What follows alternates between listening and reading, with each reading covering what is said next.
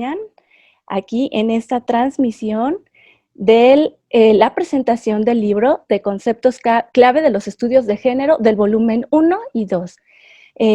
Les invito a todas las personas que nos están mirando que por favor se puedan registrar en las ligas que van a aparecer en las redes sociales. Les informo cómo será la dinámica. Tendremos una presentación por parte de nuestras distinguidas invitadas. Ahorita leeré su semblanza y al final tendremos un intercambio de preguntas y respuestas con ellas.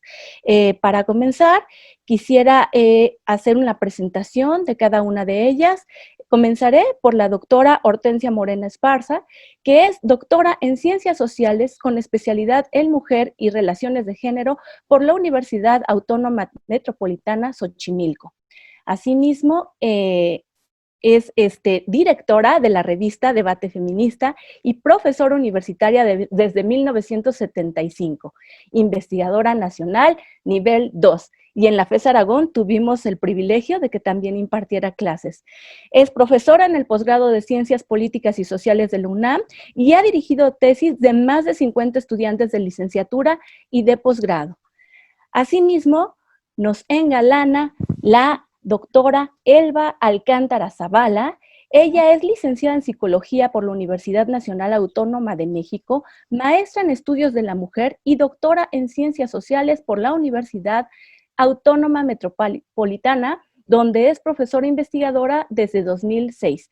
Sus líneas de investigación es clínica y teoría. En ella aborda la práctica de los discursos y los procesos de subjetivación vinculados a las regulaciones médicas y jurídicas del sexo-género. Es integrante del Sistema Nacional de Investigadores, nivel 1. Y sin mayor preámbulo, cedo el uso de la voz a nuestras distinguidas ponentes hasta por 40 minutos. Tienen el uso de la voz, queridas. Muchas gracias, Gina. 40 minutos se me hace un poco largo, sobre todo porque me distrae mucho el subtítulo que no dice lo que estamos diciendo, sino una impresionante cantidad de disparates. Pero bueno, les contaremos, primero que nada, que este libro, Conceptos clave en los estudios de género, es una iniciativa de la entonces secretaria académica del Programa Universitario de Estudios de Género, que ahora se convirtió en el Centro de Investigaciones y Estudios de Género de la UNAM, la doctora Elena López. La doctora Elena López, que entonces era secretaria académica del PUEG, un día tuvo esta idea de producir un libro donde se reunieran pues las reflexiones acerca de los conceptos que estamos utilizando de manera intensiva en los estudios de género. Tal vez sea importante poner el antecedente de que los estudios de género pues, son un campo de conocimiento de desarrollo reciente, han estado institucionalizando en las universidades tanto de este país como de otros lugares, de otras regiones. Digo, obviamente empezaron a institucionalizarse en universidades en Inglaterra, en Estados Unidos, en Europa en general, y son un campo de conocimiento que aborda los problemas que hemos denominado los problemas de las mujeres o el problema de la mujer, es decir, la diferencia desventajosa en que la cultura nos pone a las mujeres en prácticamente todas las sociedades conocidas. Entonces, bueno, los estudios de género tienen como antecedente directo el desarrollo del movimiento feminista y del pensamiento feminista, de la teoría feminista, y bueno, es la forma en que las universidades del mundo acogen el pensamiento producido por el feminismo y pues lo institucionalizan en los estudios de género. Como se trata de un campo emergente, pues requiere de una sistematización en el sentido de que, como estamos produciendo conceptos nuevos y reflexiones relativamente novedosas, hace falta que la comunidad científica, el conjunto de personas que se dedican a estudiar la condición de las mujeres, las situaciones de desigualdad entre mujeres y hombres, pero también las cosas que se refieren a los hombres en términos de, por ejemplo, la producción de la masculinidad o de los micromachismos y todas esas cosas que ahora están un poco en boga, ¿sí?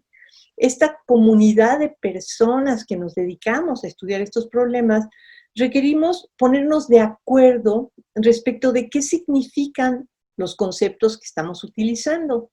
Es decir, de lo que se trataría sería de pensar cada uno de estos problemas en su especificidad y hacer una reflexión acerca de cómo ese concepto en particular, por ejemplo, el concepto de género, o el concepto de sexualidad, o el concepto de masculinidad, o el concepto de igualdad, cómo estos conceptos ingresan en el pensamiento feminista y luego en los estudios de género, y de qué forma tienen un desarrollo teórico y conceptual, de manera tal que se convierten en herramientas que nos permiten entender la realidad. Pero sobre todo, la idea del libro era reunir los que nos parecen más importantes, más relevantes para la discusión teórica y conceptual acerca de los problemas que tienen que ver con las desigualdades entre mujeres y hombres, la producción de la masculinidad y de la feminidad, etcétera, ¿sí? Ponernos de acuerdo para saber de qué estamos hablando y para poder llevar a cabo una discusión razonable, una discusión en la que tengamos puntos de acuerdo, puntos que son puntos básicos a partir de los cuales comenzar la discusión. Digamos que esta fue la idea principal y cuando la doctora Elena López nos la planteó a Eva Alcántara y a mí, pues Eva y yo tuvimos una reunión donde pensamos, ¿qué onda? ¿Lo hacemos? ¿No lo hacemos? Era un reto importante. Esto ocurrió en el año 2015, entre 2014 y 2015, ya no me acuerdo, Eva, me vas a tener que decir, pero ciertamente en ese momento, pues, sentimos que no solamente pues, era un reto importante, sino que nos sentimos muy distinguidas,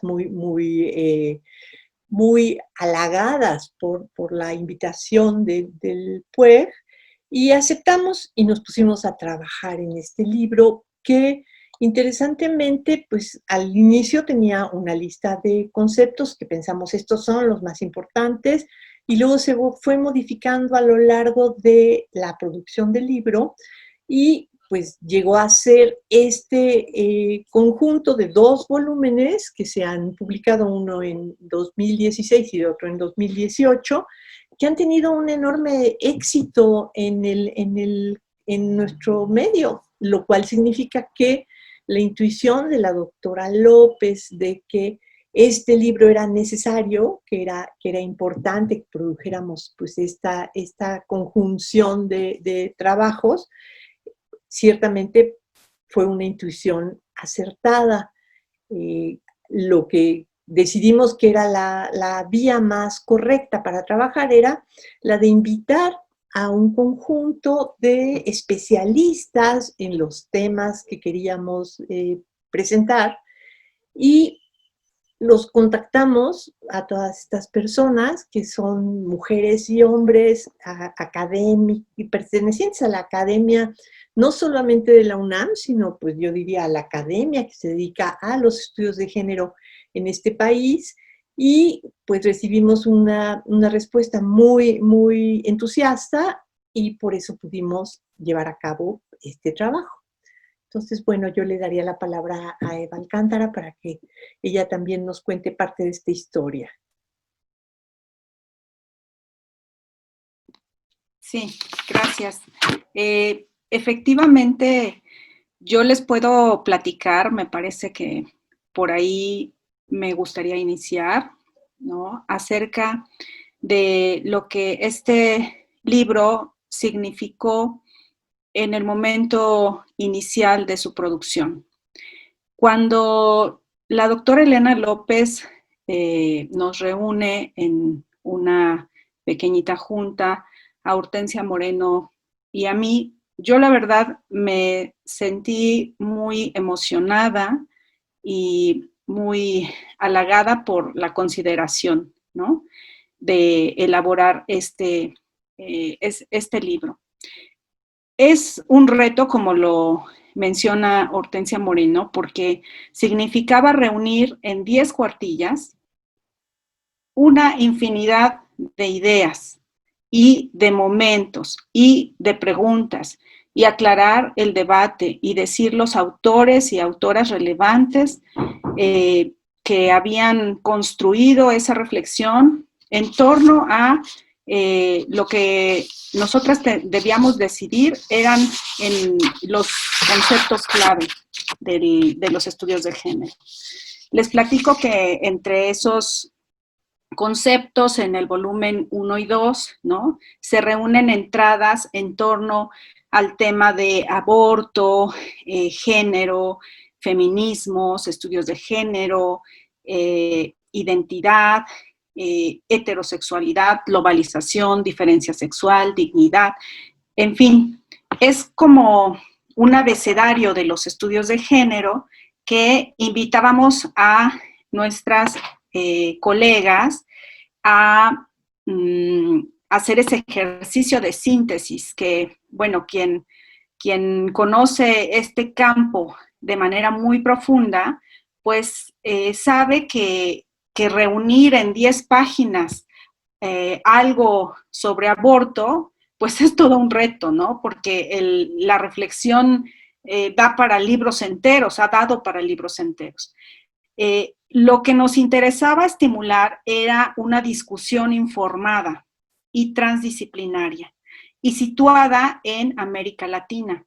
Y eso es bastante importante para nosotras porque esos fueron puntos de referencia y rutas que nos permitían de alguna manera dar cierta guía a quienes iban a escribir esas entradas y que fuera un texto, además, sencillo de comprender y que pudiese ser leído desde estudiantes que recién inician en estos temas o activistas que les interesa acercarse a alguno de estos conceptos, como masculinidades, por ejemplo, como intersexualidad, como familia, ¿no? Y que lograran al momento de leer estas 10 cuartillas tener una idea de por dónde va la discusión, ¿no?, respecto a este concepto. Y además que lograran identificar qué otros libros, qué otros textos, autoras, autores, eran relevantes en torno a esa discusión y de esta manera, al final de los libros, se incluye una lista que está aquí al final de referencias, ¿no?, en torno a esos conceptos, de tal manera que si tú quieres entender, por ejemplo, el tema de cuerpo y política, tú puedes leer esas 10 cuartillas, orientarte en cómo va la discusión, cuáles son las preguntas, cuáles son las y los autores, etcétera. Y después ir a la lista final de referencias para ubicar algunos 2, 3, 4 textos que te interesaron o que no están incluidos en esa entrada, pero que abundan en esa reflexión. Y la lista fue muy impresionante también cómo salió, porque justo fue parte del ejercicio de escritura, ¿no? Que al ser únicamente 10 cuartillas, pues las personas que escribíamos, porque tanto Hortensia como yo también participamos de la escritura, las personas que escribíamos era un ejercicio de síntesis que de pronto decíamos, uy, es que este texto también tendría que estar, pero si lo incluyo, entonces se me van las palabras y ya se me fueron las 10 cuartillas. Y entonces fue muy interesante que decíamos, bueno, pongan todos esos textos en una lista aparte, ¿no?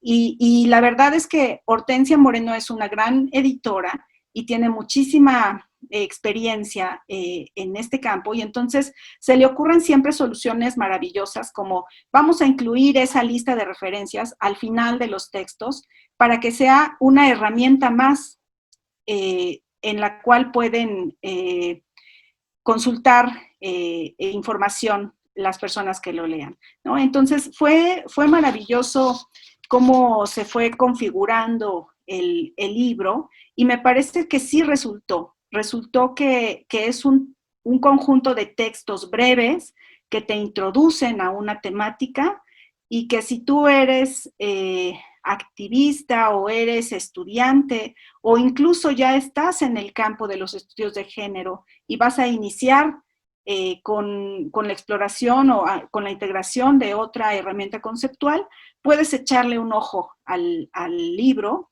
y encontrar pues una primera ruta que seguir, ¿no? Entonces, para nosotras, la verdad es que fue muy grato. Yo en lo personal les puedo decir que algunas de las personas que escriben en el libro fueron mis maestras, me formaron, ¿no? Como estudiante de feminismo y género, y para mí pues fue todo un reto, un acontecimiento, solicitar el texto, leer los textos, hacer las propuestas para cambios, para comentar cada uno de esos textos, y la verdad es que fue un proceso muy enriquecedor, ¿no? O sea, aquí en estos volúmenes se reúnen años y años de experiencia, y me parece que eso es fundamental en este momento. Creo que ahora que vemos esta ola, bueno, ya no la vemos porque estamos en plena pandemia, ¿verdad?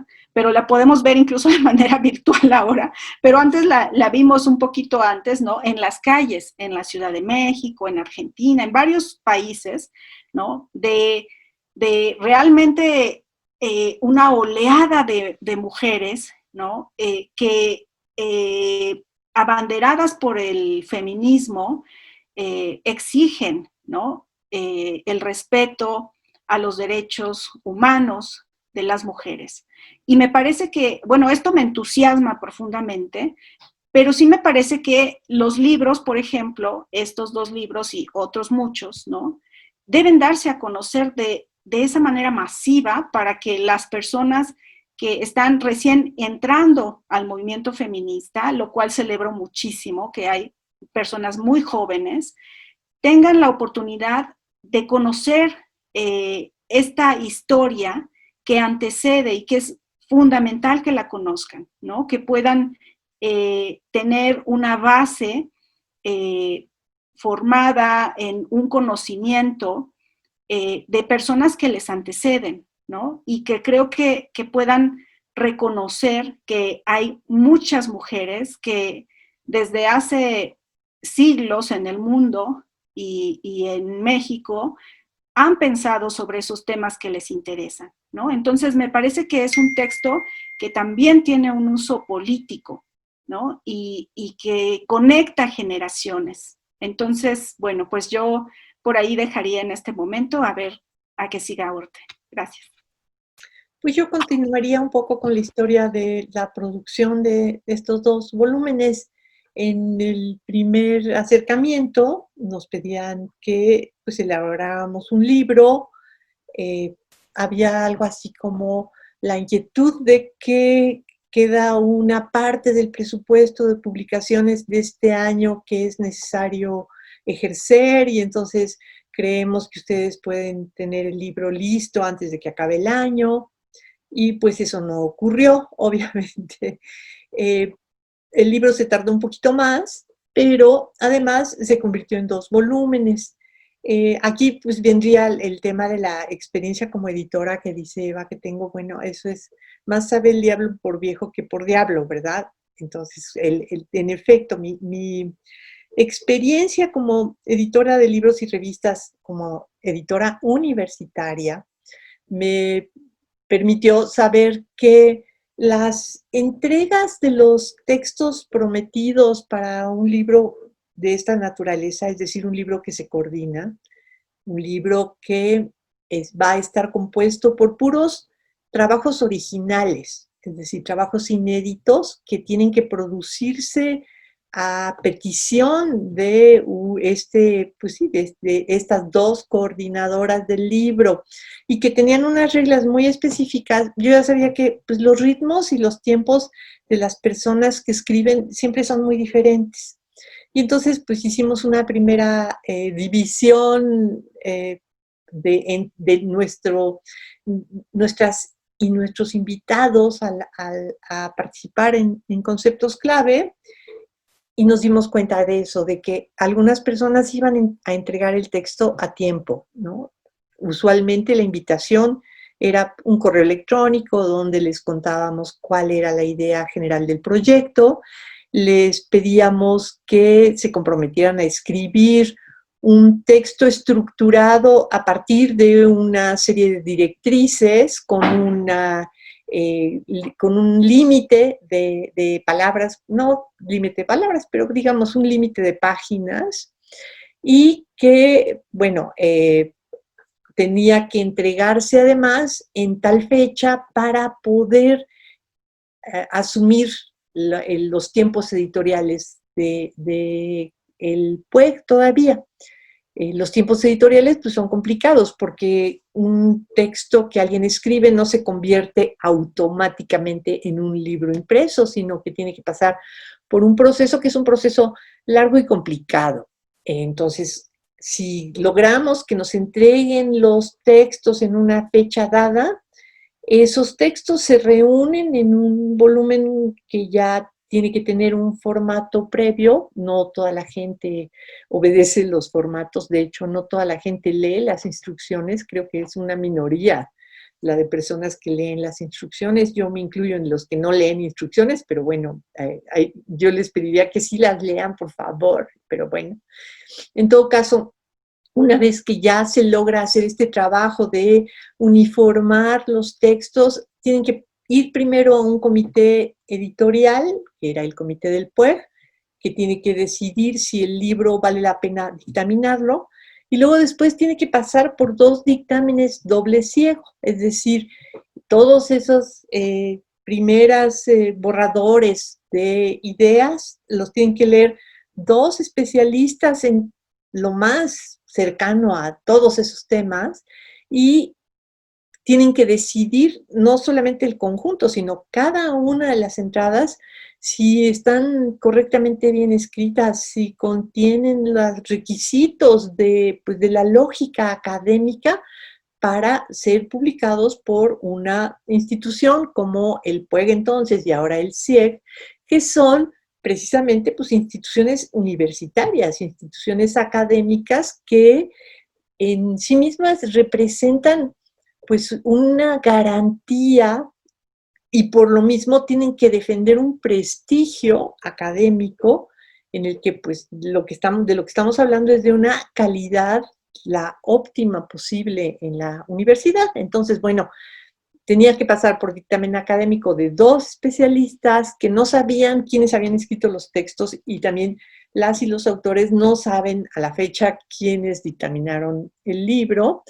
Y luego después del dictamen teníamos que regresarle a cada persona su entrada para que la revisara según las opiniones de quienes dictaminaran, que siempre quien dictamina encuentra ahí algún negrito en el arroz, ¿no? O sea, siempre va a decir, no, bueno, pero la introducción tiene que ir al final y el prólogo al principio. En fin, todas esas cosas, o les faltó tal autor o bla, bla, bla. Antes de eso, Eva y yo manteníamos pues un diálogo bastante intenso con cada una de nuestras colaboradoras. Es decir, ellas nos enviaban el borrador por correo electrónico, lo leíamos Eva y yo, y les hacíamos un montón de sugerencias, digo, dependiendo de cada quien, ¿no? A algunas personas le hacemos muchas, a otras les hacemos poquitas, pero siempre había pues una voluntad de participar en la que teníamos pues ya de pronto una idea muy clara de qué cosas tenía que traer cada entrada y qué cosas no era necesario que trajera. La estructura de cada entrada pues es una estructura, digamos, relativamente cuadrada. O sea, la condición era agarrar uno de los conceptos, por ejemplo, el concepto de género, poner cómo se origina, en qué momento empieza a utilizarse la palabra género como parte del movimiento feminista, como parte de los estudios de género. ¿Quién le inventó o quién le cambió el sentido? ¿Por qué la palabra género es complicada en español? ¿Quiénes son las personas que la han usado y quiénes son los autores y las autoras que la han criticado? ¿Y qué quiere decir en este momento? O sea, cuando nosotras decimos la palabra género, estamos comprometiéndonos con una enorme cantidad de antecedentes conceptuales y teóricos que nos permiten utilizar esa palabra con un sentido muy preciso, con un sentido, digamos, ya bastante acabado en cierto sentido. Es decir, que cuando usamos la palabra género nos estamos refiriendo a algo mucho más complejo que nada más una palabra. Estamos refiriéndonos a un conjunto de autores que han discutido la palabrita y que la han introducido y la han utilizado y que la han discutido y la han discutido muy intensamente porque todo lo que tiene que ver con los estudios de género es polémico y es político. Es decir, no hay posibilidad de participar en los estudios de género sin tomar un posicionamiento que es un posicionamiento político, un posicionamiento que tiene que ver con opiniones y con creencias y con pensamientos que se refieren, por ejemplo, pues a la idea de que las mujeres y los hombres debemos tener esa cosa que denominamos igualdad, ¿no? Digamos, hay un compromiso, es un compromiso político y ciertamente la discusión teórica siempre nos conduce a este posicionamiento. Entonces, bueno, era delicado, era siempre muy interesante, y en el diálogo con todas y todos nuestros autoras y autores, pues lo que nos encontramos fue una voluntad muy bonita, digamos, de participar. O sea, tenemos un conjunto de colaboradoras que es inteligente, informado, con muchísimas ganas de participar, abiertas a la crítica, lo cual es muy raro en este mundo, ¿no? O sea, cuando nosotras le decíamos, híjole, creo que te falta esto, nadie contestaba, ¿y ustedes por qué me dicen eso? Ustedes no son nadie para criticarme, ¿no? Toda la gente lo que decía era, sí, claro, muchas gracias, con esto va a mejorar, bla, bla, bla. Y bueno, todavía después llegaron los dictámenes y tuvieron que hacer una segunda revisión y todo el mundo estuvo dispuesto a hacer la revisión, etcétera. Y bueno, todavía estamos en el primer volumen. Todavía estábamos en eso de, ya tenemos tantas entradas. Cuando lleguemos a 20, decimos hasta aquí y le decimos a la demás gente que, pues, que su entrada va a entrar en el segundo volumen, y así ocurrió.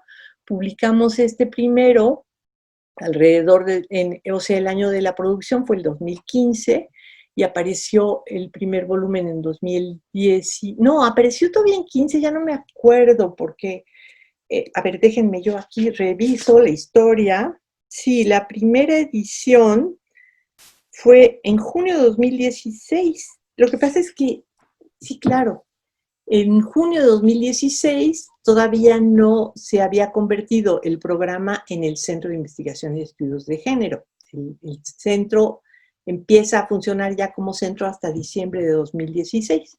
Entonces, bueno, aparece primero con el sello todavía del PUEG y ya estaba en proceso el segundo volumen.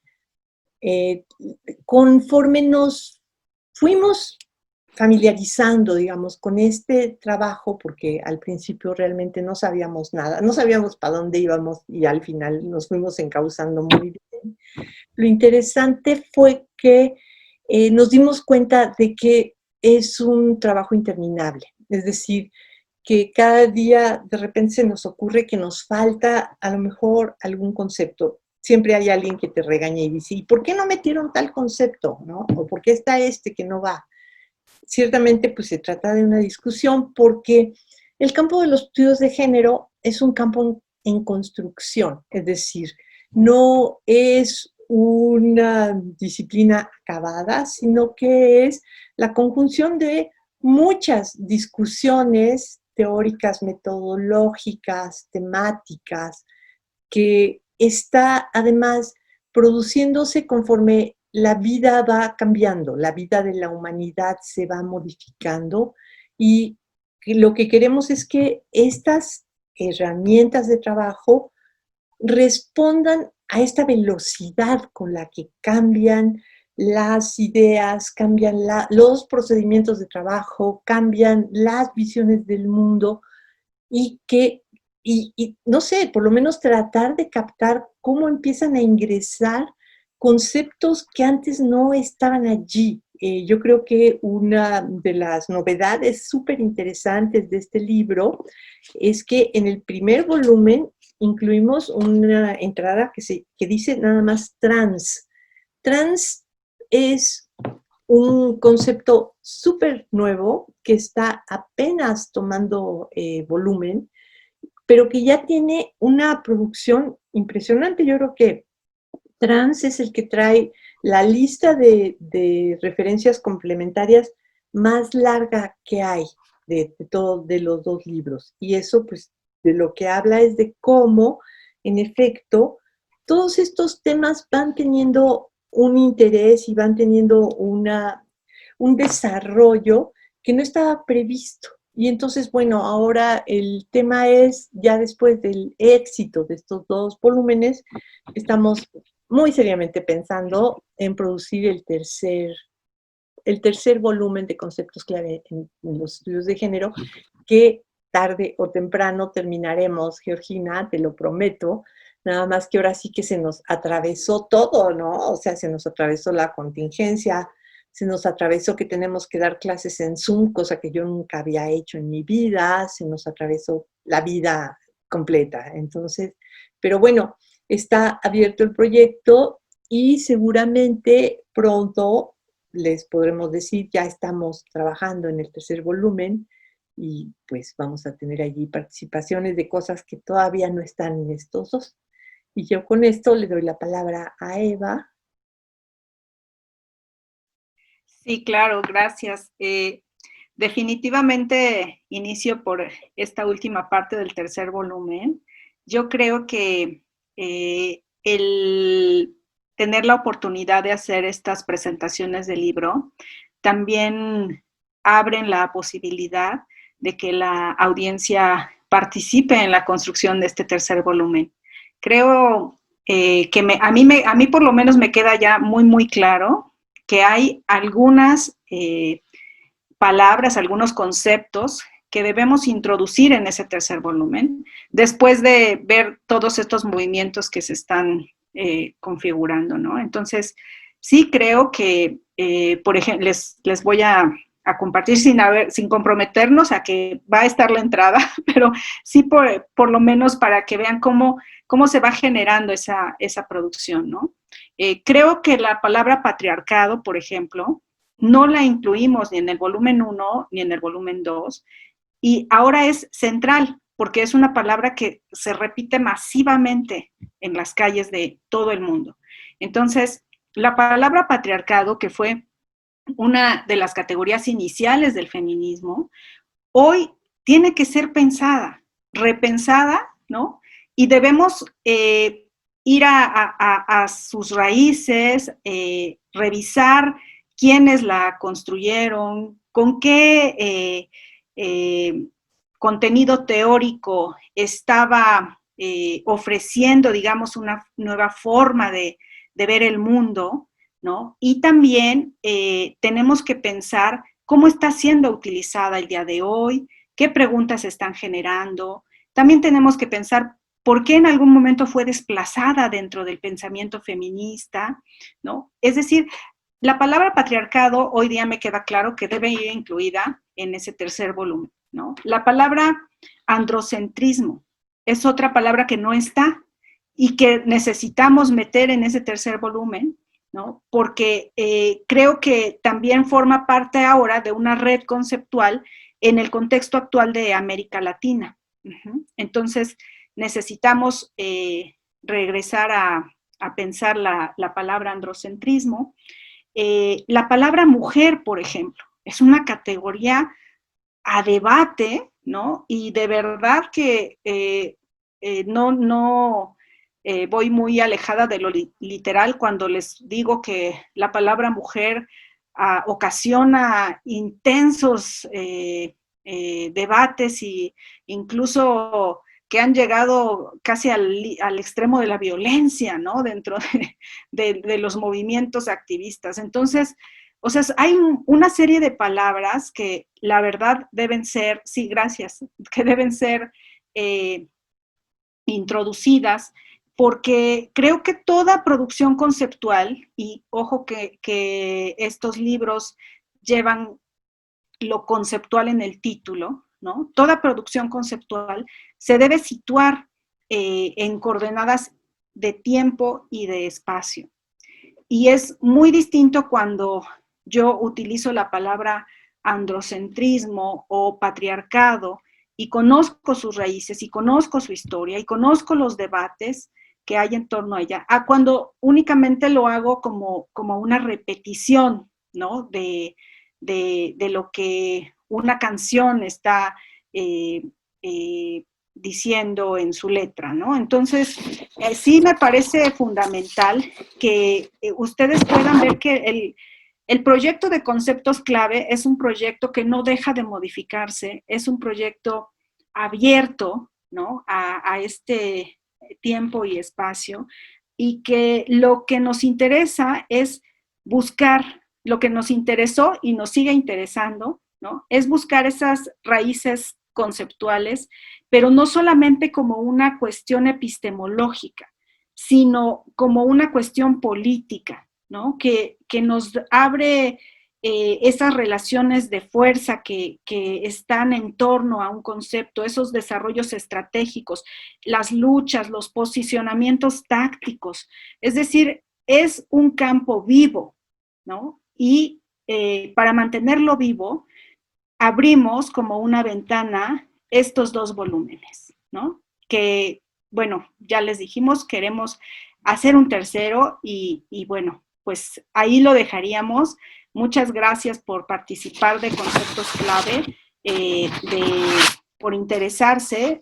Quizá nada más antes de cerrar, rapidito les voy a dar una probadita de los conceptos que pueden utilizar aquí, digo, encontrar aquí, ya les dije algunos de ellos, y las autoras y autores que nos ayudan, ¿no? Está, por ejemplo, aborto, afectividad y emociones, autonomía, ciencia y género, cuerpo y política, diferencia sexual, dignidad, división sexual del trabajo, que abre espacio público, espacio privado y espacio doméstico, equidad, espacio y género, estudios de género, familia, feminicidio, feminismo y psicoanálisis, feminismos descoloniales, género, globalización, heterosexualidad, identidad, intersexualidad, masculinidades, medios de comunicación y nuevas tecnologías, memoria, nuevas tecnologías reproductivas, pensamiento y movimiento lésbico, performatividad,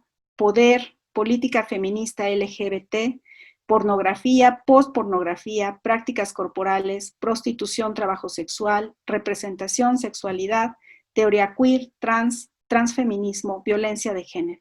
Y en cada una de estas entradas, ¿no? Intentamos buscar a una persona que realmente lleva inmersa en ese campo años y años, ¿no? Años y años de pensamiento, de lectura, de análisis, de discusión, que les solicitamos fueran reducidos a 10 cuartillas. Entonces, la verdad es un tesoro y un agradecimiento inmenso para cada una y cada uno de los autores que participó. Muchas gracias. Muchísimas gracias, doctoras. Bueno, pues la verdad es que ha suscitado gran interés entre las personas que nos están siguiendo en las redes sociales. De acuerdo a lo que yo veo aquí, tenemos 864 personas siguiendo esto, pero además les mandan saludos desde Puebla, Oaxaca y por supuesto Azucena Evangelista desde la Universidad de Colima también manda saludos. Y además muchas felicitaciones, mucha gente está señalando aquí que estos libros han sido útiles para la elaboración de su tesis y tenemos algunas preguntas, ¿no? Algunas personas nos preguntan, ¿cómo es que de alguna manera ya no los han mencionado, pero de todas maneras las menciono? ¿Cómo optaban por elegir entre un concepto y otro, ¿no? Y también alguien menciona, han visto algunos cambios en la nomenclatura de algunos conceptos, han tenido que hacer cambios en las palabras que ya habían definido anteriormente. Les dejo estos que de momento nos están preguntando para que ustedes nos puedan responder. Adelante, doctora.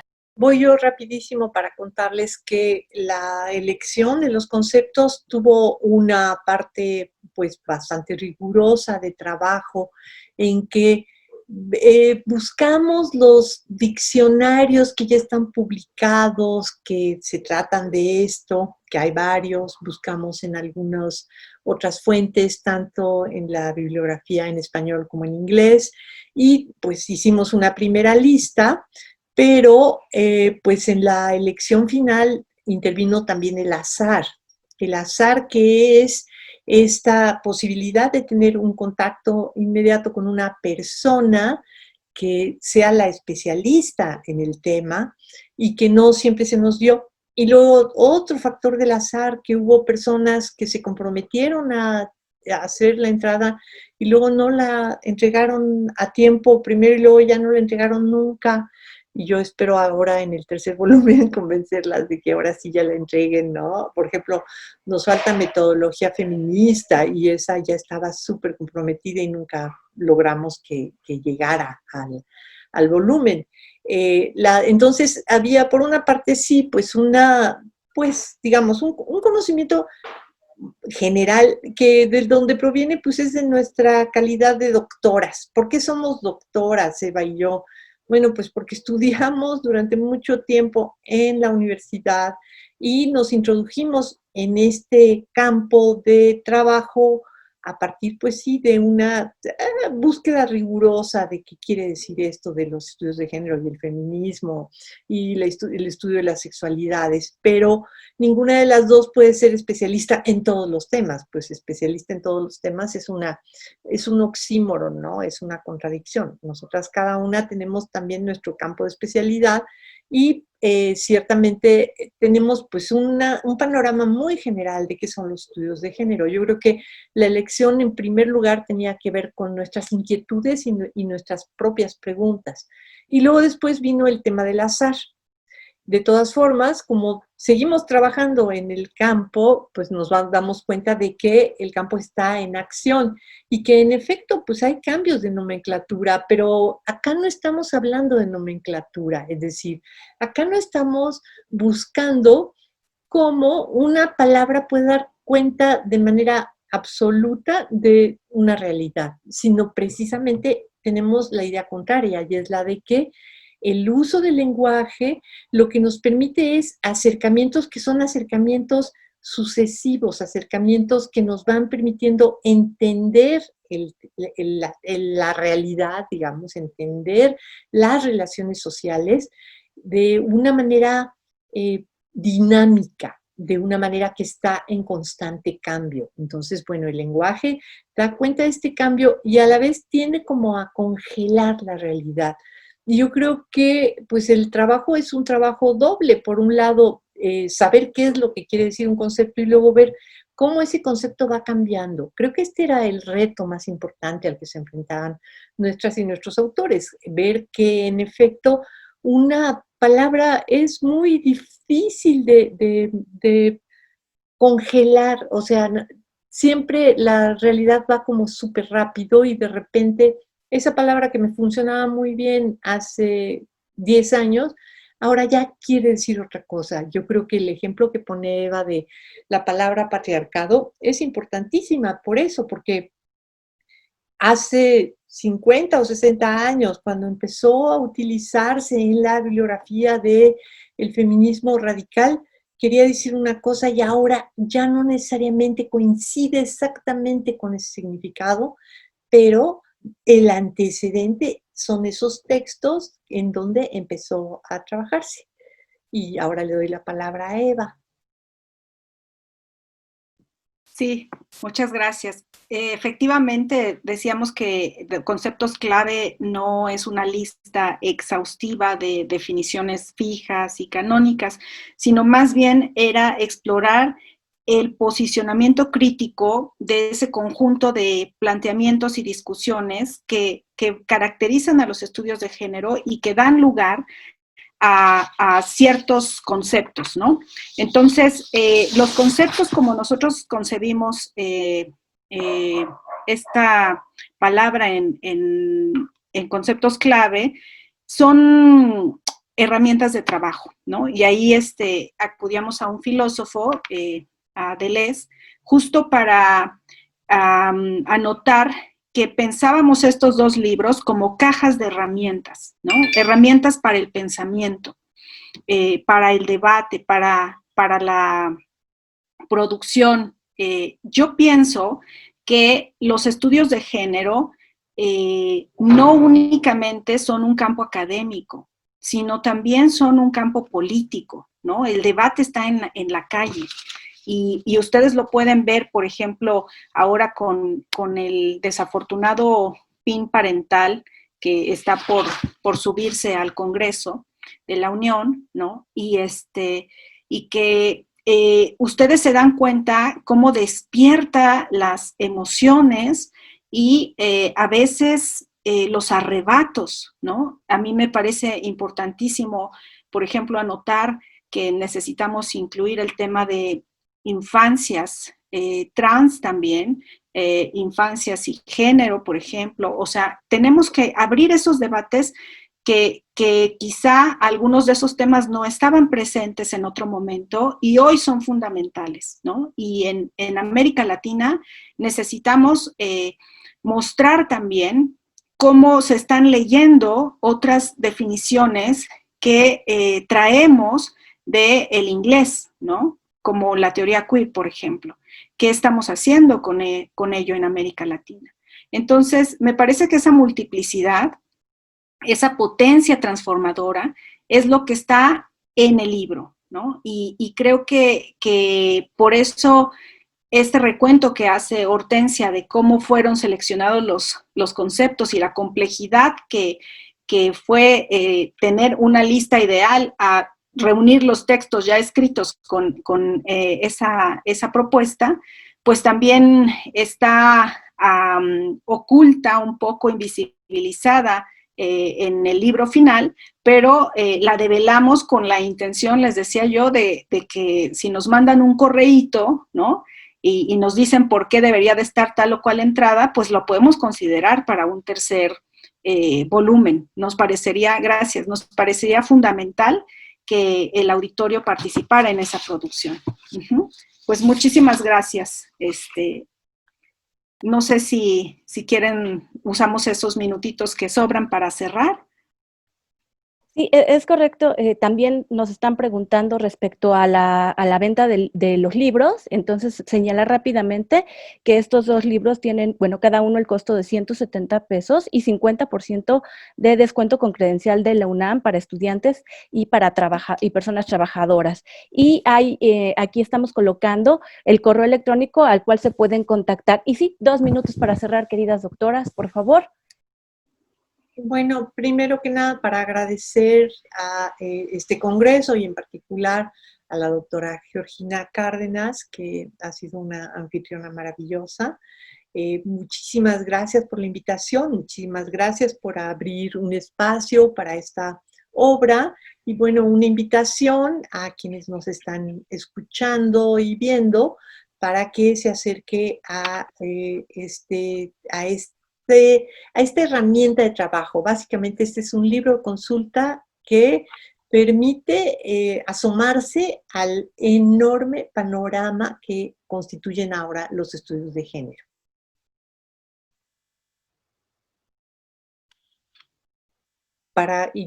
me despido y le doy la palabra a Eva. Sí, bueno, lo mismo, agradecer a toda el auditorio. Es muy extraño de pronto hablar a la cámara y no verles la cara. Les extrañamos muchísimo en vivo y a todo color, pero sabemos que se está transmitiendo por Facebook, por YouTube, por Zoom. Entonces, un abrazo virtual desde aquí y todo el éxito para el Congreso de Mujeres y Niñas. Hasta luego. Gracias, Georgina. Pues muchísimas gracias, doctora Hortensia Moreno y doctora Eva Alcántara, por su participación, y les invitamos a todas las personas a que sigan este congreso a través de las redes sociales y recuerden que sus constancias van a ser obtenidas por correo electrónico y bueno, pues agradecemos la participación de todas las personas. Un abrazo y un beso libre de COVID, pues porque esto es en línea. Abrazos. Hasta luego.